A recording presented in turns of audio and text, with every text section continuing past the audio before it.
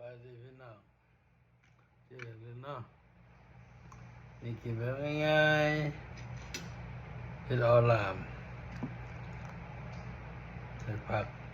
ออลามเป็ดใส่ผักแล้วก็ผักนี่แล้วทั่วของผักกับ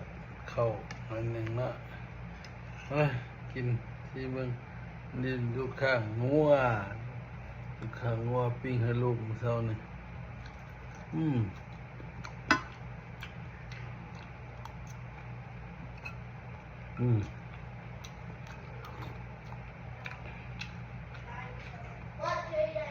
ครับ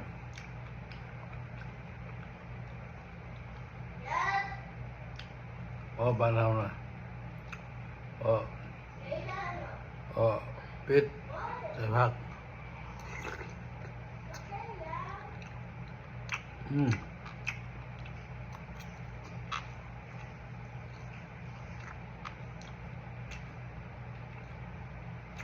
ครับ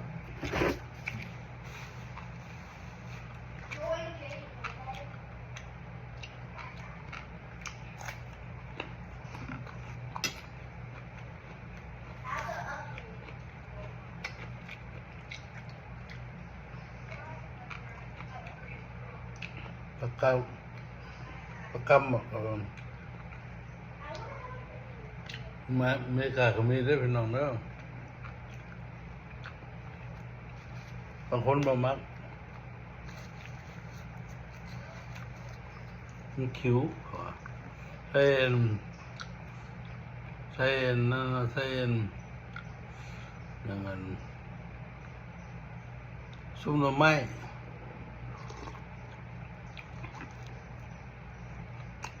ครับ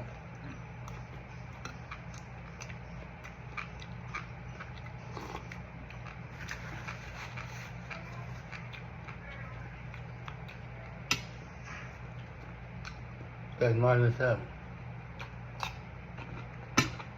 กรอบเลย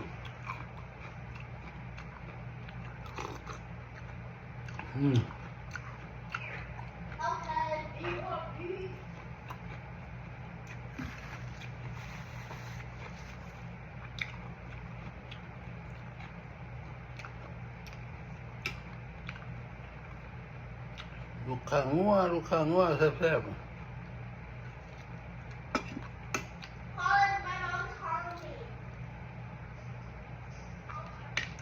กินข้าวเจ้ามือ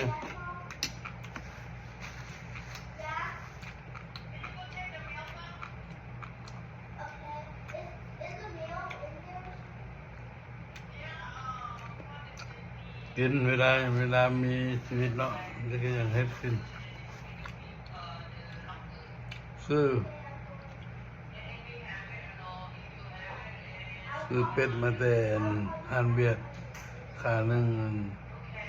2 ขา10 กรัมเอาไว้เจอกันคลิปหน้านะวันนี้ก็จบคลิปวันนี้ถึงมากดไลค์กดแชร์กดซับสไครต์เดี๋ยวเจอกันที่หน้าพี่บาย